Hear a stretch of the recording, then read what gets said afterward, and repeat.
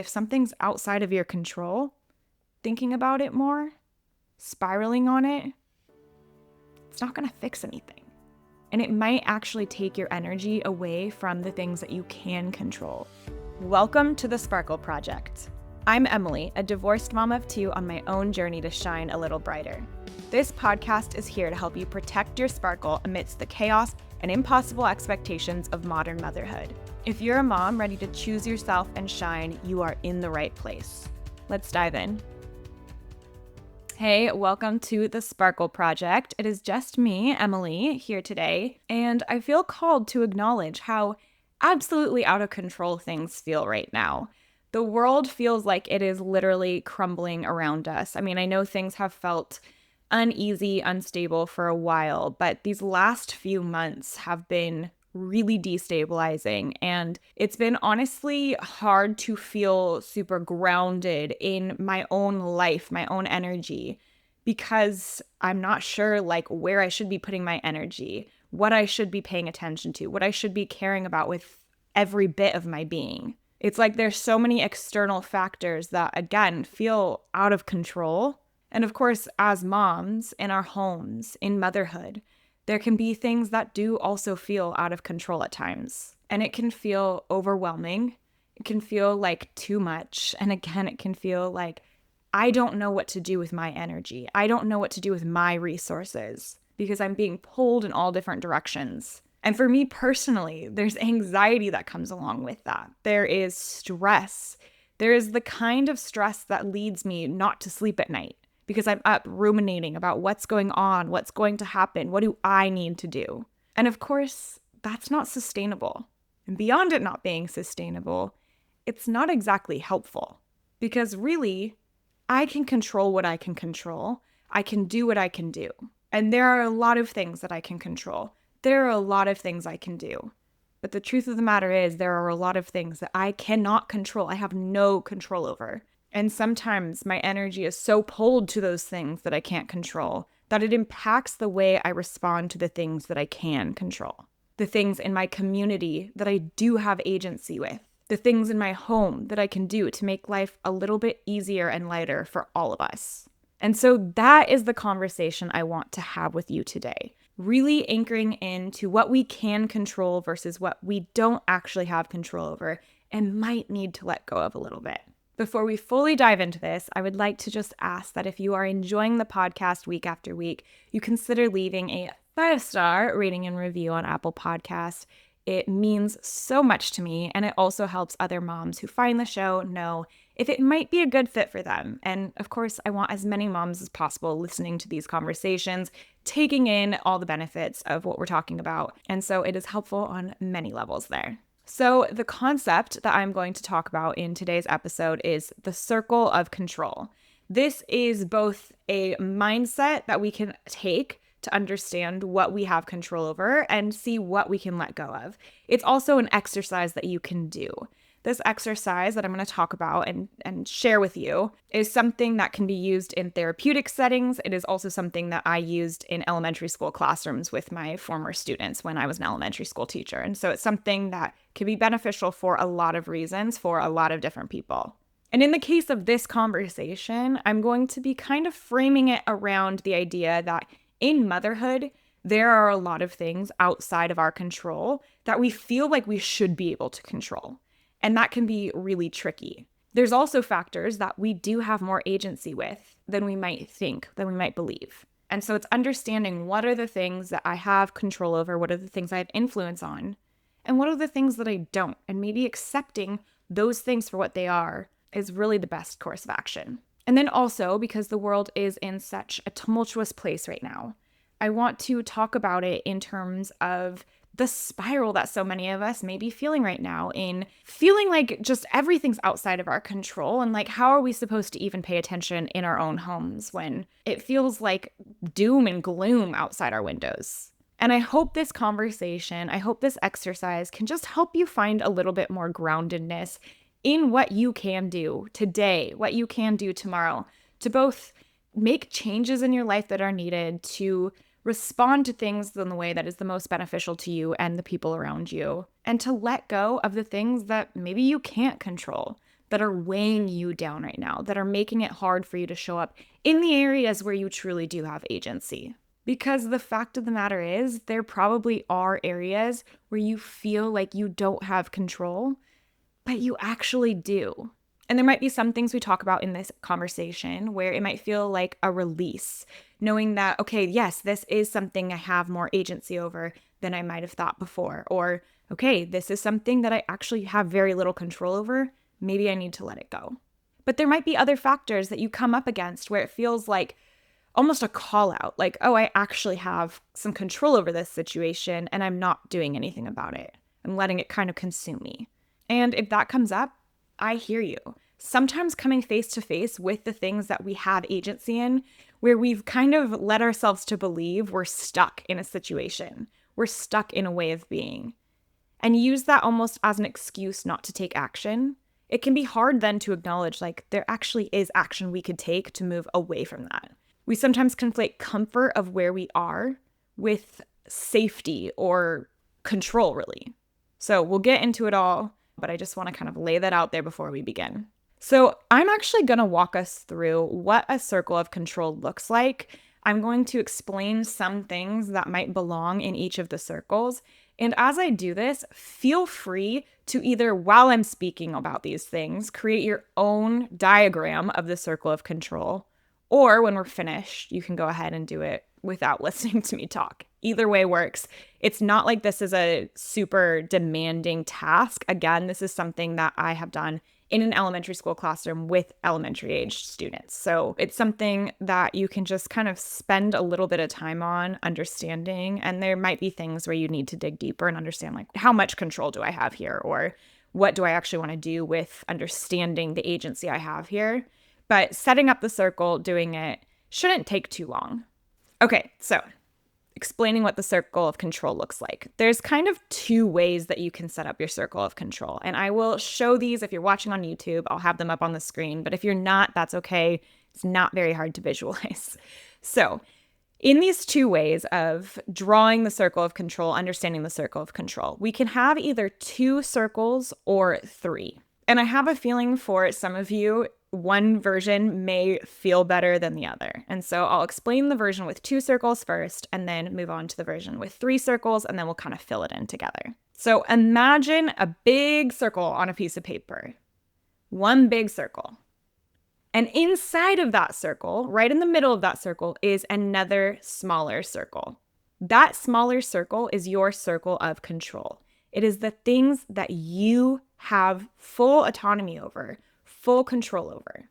Beyond that, the outer ring, right? Because it's a circle outside of the circle, so there's now a ring around that smaller circle. In this 2-part version, that larger circle is the things that you can't control. It's all the things outside of your control. So that is the 2-circle version of the circle of control. We can also go to a 3-circle version. And again, if you're on YouTube, I'll have these kind of up so you can see what I'm talking about. This one, we picture a big circle, and inside that is a smaller circle. And then inside that circle, even more, is a smaller circle still. So that middle circle, again, that is your circle of control. That is the things that you have control over. Right outside of that, in the next ring, is your circle of influence. These are things that you can't control, but that you do have influence over. These are things that you could take action to change or to influence, right? And then beyond that is the outer circle. This can be thought of as your circle of concern. So things that concern your life, things that maybe impact you that you have no control over. Or you can think of it as the circle of what you can't control, like we did in the 2-circle version. These are things that, again, while they may impact you, you actually don't have much agency in changing any of it, at least not on like a meaningful level in the moment. So if you're working along with me and you have a piece of paper in front of you and want to draw these, you can either choose to do 1 circle with a smaller circle inside, or 1 circle with a smaller circle inside and yet a smaller circle still. So what goes inside of each of these circles?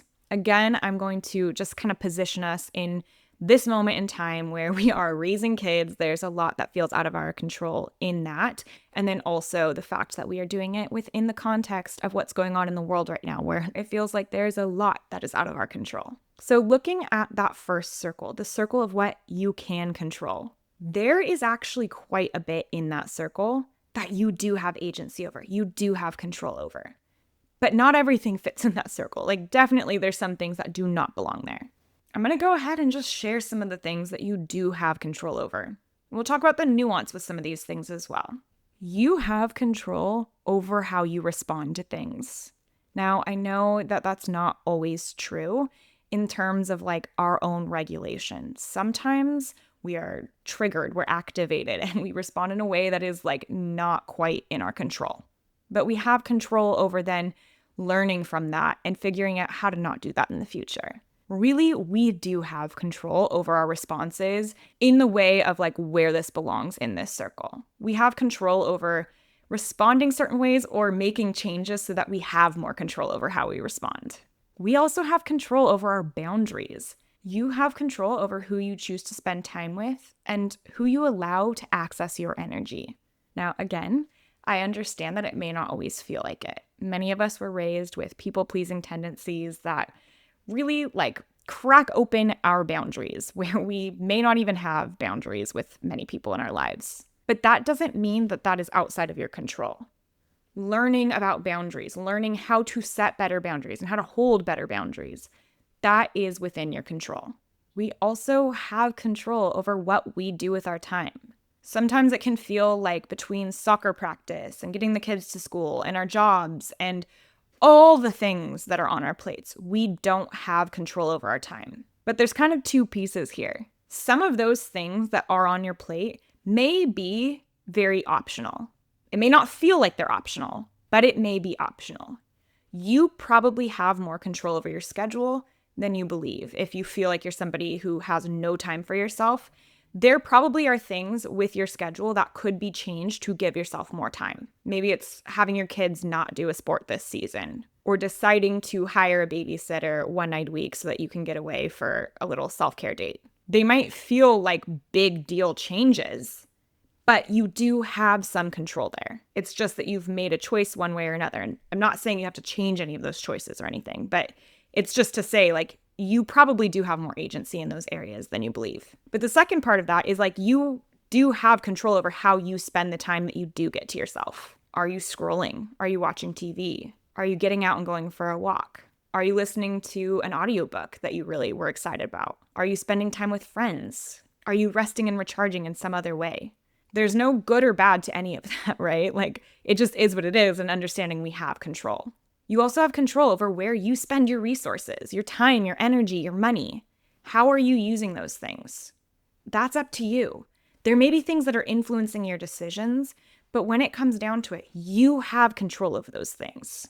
You have control over your self-care, how you choose to take care of yourself, what you're doing for movement, how you're feeding yourself, how you're showing up for yourself, how you're choosing to talk to yourself. And again, if it's not the way that you want to be, you have control over doing the things to make it so that maybe your self-talk shifts away from that negative self-talk to more positive self-talk. It's not always something you can change immediately, but it's something that you can work towards. You have control over your vote, who you vote for, what policies you vote for. You have control over your relationships.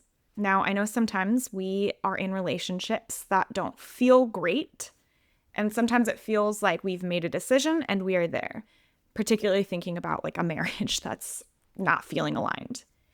You do have agency. Again, not saying that there's any change that needs to be made, but you do have control. You do have choice in these matters. Same with your job. You may feel stuck in a job, like you need the job even financially. Like there might be very real things that keep you in that job, but you actually do have control in that situation. You could choose not to be there. You could choose to risk all of that. And you are also in control of what you model for your kids. This is a big one in motherhood.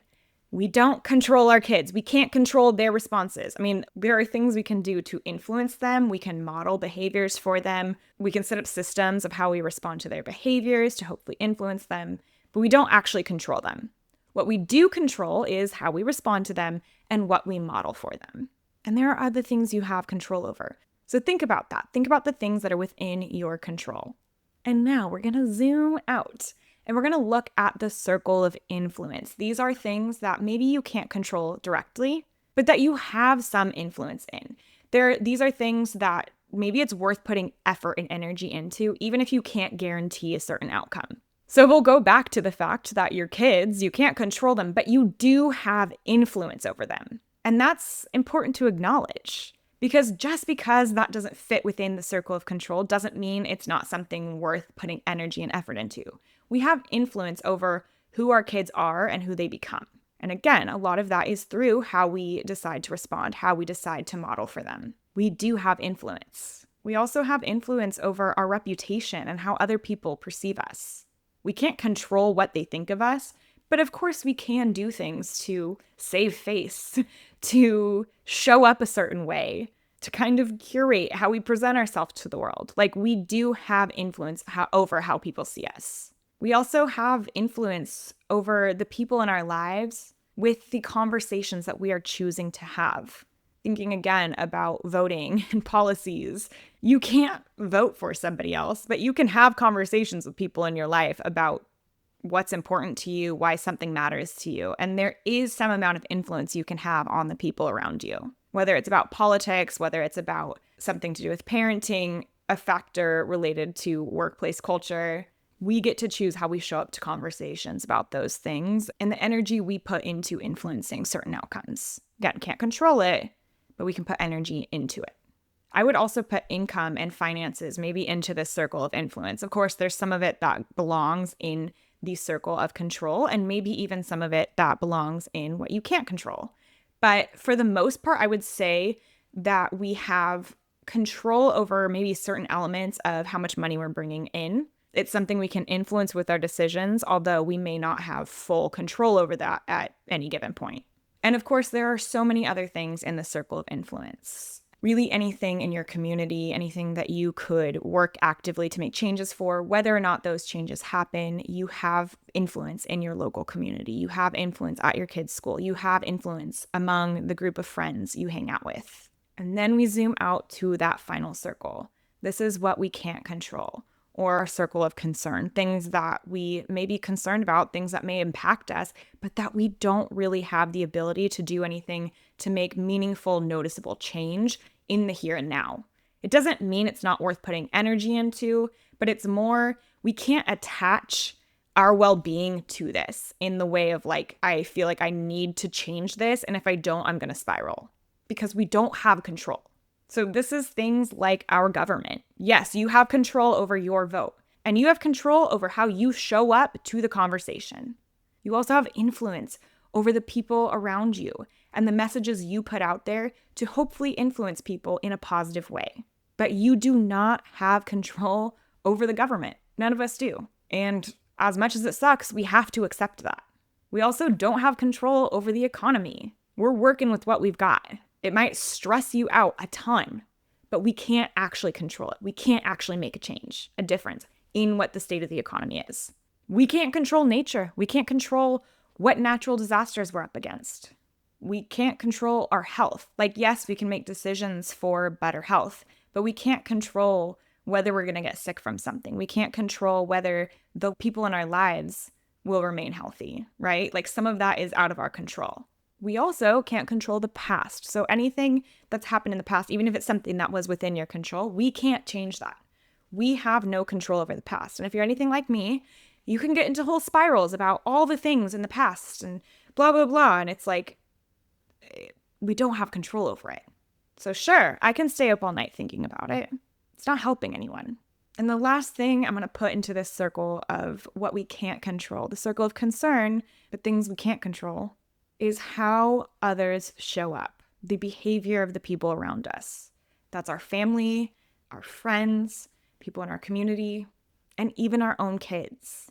Again, we have so much influence, and we can control how we show up, but we don't have control over all of them. Every other person in our life is a unique individual with their own agency, their own autonomy, and we can't actually control what they do. And I'll admit, that can feel kind of hard to wrap our minds around, especially as moms with kids in our homes. We don't actually have control over their behavior. Again, yes, we have influence and we can control how we show up to the situation, to the conversations, to what we're modeling for them. We don't have control of how they show up. Of course, there are probably so many other things you could put into this circle of things you can't control. Maybe things that are specific to your life. Maybe some of the things that you might stay awake thinking about at night. But the reality is that if something's outside of your control, thinking about it more, spiraling on it, it's not going to fix anything. And it might actually take your energy away from the things that you can control. It might actually take your energy away from the things you can influence. And finding that balance between paying attention to the things we can't control and understanding what we can do to make a difference within the context of those factors, like, yes, that's important. But really, the bulk of our energy should be going to the things we can control and the things that we do have influence over. So if you did not create a circle of control alongside me, I encourage you to take a few minutes to create your own, to see what it is that you do have control over versus the things that you might need to kind of let go of a little bit to free up the mental space, to free up the emotional labor, to show up for the things that you can make a difference with. Of course, just doing this exercise doesn't fix everything, but it can help bring awareness to what you might be fixating on that actually isn't yours to handle right now. And sometimes that can be helpful in just minimizing the stress around it, because we do have control over our mindset. We do have control over what we choose to give our energy to. The last thing I want to say is that if you have been feeling a little bit all over the place or a lot of it all over the place with everything going on, you are not alone, right there with you.